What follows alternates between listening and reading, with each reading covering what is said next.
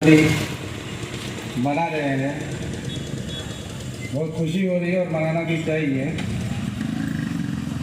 लेकिन इस दिन में हमको जिस चीज़ के बारे में अच्छी तरह से समझनी चाहिए वो है क्या।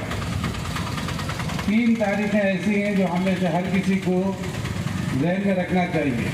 एक, आज के इस तारीख को यानी 15 अगस्त 1947 का, और दूसरा 26 नवंबर 1949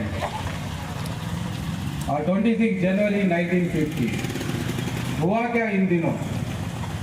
हुआ है कि जो लोग आज़ादी के लिए अपना जान माल दिए और हमको आज़ादी दिलाए, फिर उसके बाद दस्तूर हिंद बना और फिर वो दस्तूर हिंद 26 जनवरी 1950 को पूरे तौर से अमल में आया। आज इस यौम आज़ादी को हम लोग सिर्फ उस यौम तक महदूद हो गए पर जो पहला वाला हिस्सा है आज़ादी, उसको कंप्लीट भूल गए या फिर उसके मतलब को ही नहीं समझे। आज का दिन 15 अगस्त आज के दिन सबको पता है और हर एक इसको जहन में लेकर पता नहीं कितने जलसों में शरीक होते हैं। अच्छी बात होना भी चाहिए, लेकिन ये दिन क्या चाहता है? ये दिन हमको क्या दिया है? वो ये है कि आज़ादी।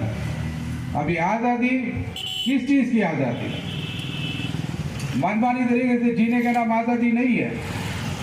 जो हमारा देश का संविधान यानी कि दस्तूर हिंद, कॉन्स्टिट्यूशन ऑफ इंडिया हमको क्या दिया है, किन किन चीज़ों की आज़ादी के लिए दिया गया है, वो सारी चीज़ें हमको जानना चाहिए।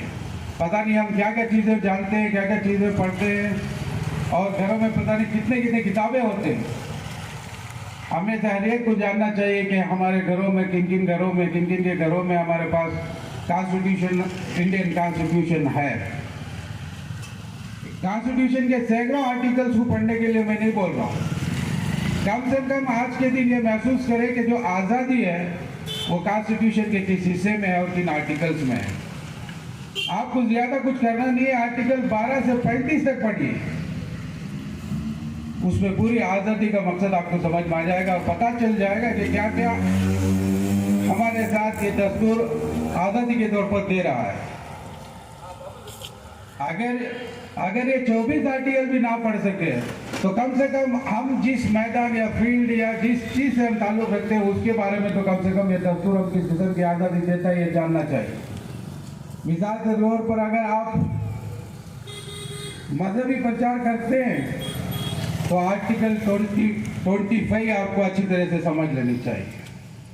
अगर हम लोग कौम व मिल्लत के नाम पर इदारे चला रहे हैं, मसाजिद की निजामत कर रहे हैं, अगर रिलीजियस ऑर्गेनाइजेशन चला रहे हैं, अंजुमन चला रहे हैं, तो हमको आर्टिकल 26 अच्छे से समझना चाहिए। अगर कोई जालिम भी है, मुजरिम भी है, उसको भी चाहिए कि आर्टिकल 20 और 22 ज़रूर पढ़े।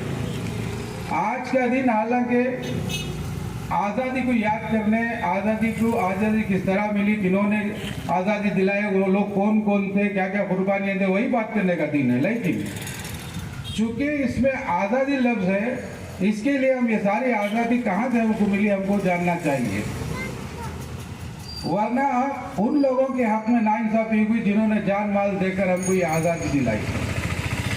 हम बहुत कुछ कहते रहते हैं, जहाँ भी बैठते हैं हम लोग बात से मुबाहिसे में मुब्तला ज़रूर होते हैं। करीब में 2 फैसले आए थे, उन 2 फैसलों में हमको सख्त एतराज़ है और होना भी चाहिए, वो एतराज़ के काबिल ही फैसले हैं। बाबरी मस्जिद डिस्प्यूट केस में टाइटल केस था, किसकी प्रॉपर्टी है, डॉक्यूमेंट्स और एविडेंस के तौर पर फैसला किया जाना था, लेकिन ऐसा हुआ नहीं। जो हर कामन आदमी समझता है कि ये गलत हुआ, कि मैं कहता हूँ गलत भी हुआ तो कॉन्स्टिट्यूशन के दायरे के अंदर से हुआ। ताजुब लगता होगा, बिल्कुल दोहरा रहा हूँ, कॉन्स्टिट्यूशन ने कोर्ट को जो पावर दिया है वो पावर उन्होंने यूज़ किया। ये बात और कि उसके पावर के यूज़ करने में के पीछे क्या सियासत है, क्या उनकी नेक नियत थी, वो लोग जाने।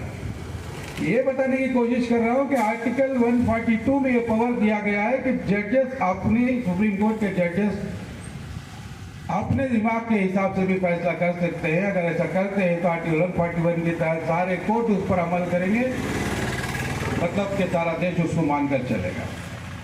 जब हमको इस बात का एतराज है कि नहीं भाई, केस क्या था, उस हैसियत से फैसला करना था, उन्होंने नहीं किया, सरासर गलत। बिल्कुल। लेकिन मैं पूछता हूँ कि ये देश आज़ाद है, यहाँ डेमोक्रेसी है, किसी पर कोई कानूनी पाबंदी ऐसी नहीं है कि वो कानून की रोशनी में अपने मसाइल को देखे और हल तलब करे।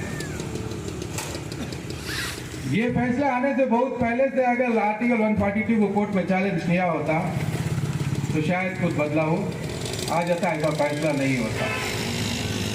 हमारी कोशिश किसी मामले में कामयाबी हासिल करने के लिए जो होती है, उसके पर जो नतीजा आएगा वो जब आएगा आएगा, लेकिन हम कम से कम कोशिश करने में कामयाब हो, ऐसी कोशिश तो ज़रूर करें। हम कोशिश भी करना नहीं चाहते। कोशिश कब करेंगे? जब आपके अंदर जानकारी हो, और वो जानकारी हम दुनिया भर की ज़रूर नहीं रखते हैं तो बस कानून की जानकारी नहीं रखते। एक पुलिस भी अगर अरेस्ट करता है तो उसके लिए भी पूरा कानून है, पूरा कॉन्स्टिट्यूशन में आर्टिकल 20 क्लास 2 में बताया गया है कि किसी को 24 आवर से ज़्यादा पुलिस में नहीं रखा सकता, उसको मैजिस्ट्रेट के पास ले जाना होगा। हमने देखा है कई लोगों को 2-2, 3-3 दिन पुलिस कस्टडी में रहकर इंट्रोगेशन किया जाता है। तो क्या मैं यही बताना चाहता हूँ कि पहले आप दिन में थोड़ा थोड़ा करके आप बिल्कुल लॉमैन की ज़िंदगी मत कीजिए, एक लेमैन की ज़िंदगी मत कीजिए। भले आप लायर ना बने लेकिन एक लॉमैन ज़रूर बन सकते हैं। थोड़ा थोड़ा कानून, जब आप घर से निकलते हैं किसी काम से तो वापस आते हैं, आपको पता नहीं कि आप डायरेक्टली और इनडायरेक्टली 50 कानून से होते हुए गुजरते हैं और वापस आते हैं। हम कितने चीज़ों को इस तरह जानने की कोशिश की है। ये जो आज़ादी मिली है हमको कॉन्स्टिट्यूशन के जरिए मिली है, और ये आज़ादी क्या क्या मतलब हमको इख्तियार देते हैं, इन सारी चीज़ों को हमको जानना चाहिए। और मैं चाहूँगा वेलफेयर पार्टी ऑफ इंडिया वाणीवाड़ी पूरी कोशिश करें कि लीगल अवेयरनेस के लिए वर्कशॉप चलाएं और नौजवान से लेकर उम्र दराज तक को कानून की जानकारियाँ देते रहें। जब तक आपके अंदर जानकारी नहीं आएगी, हिम्मत नहीं बढ़े।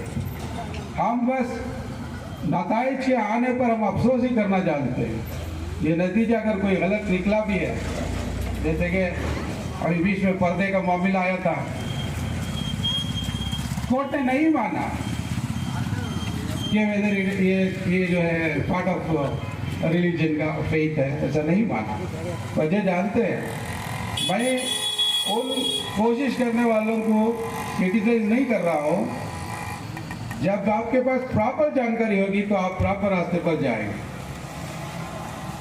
हमने आर्टिकल 25 को लेकर उस पर केस पर ज़्यादा जोर दिया, जो किसी भी फ्रीडम ऑफ रिलीजन के लिए इजाज़त देता है।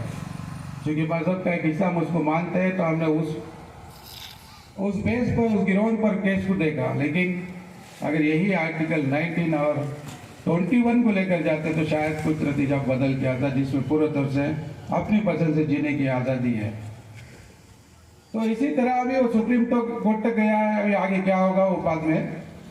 पर मैं यही कहता हूँ कि आप कानून की जानकारी में अपने आप को भी सर्च कीजिए और दूसरों को भी दीजिए।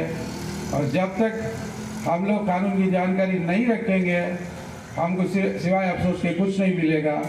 दिन ब दिन थोड़ा थोड़ा जानते जाइए, फिर देखिए आपके अंदर कितना हौसला बढ़ेगा और हम हर दूसरे के लिए खड़े हो सकते हैं। बोलने को बहुत है, बहरहाल बात यही ख़त्म करते हुए फिर से मैं WPI को ये कहूँगा कि जल्द से जल्द वर्कशॉप चलाए, जिसमें लाइन लाइफ के तौर पर जो रोज़मर्रा की ज़िंदगी में जितने कवानीन से हमको दो चार होना है, वो सारी चीज़ें हम जानें।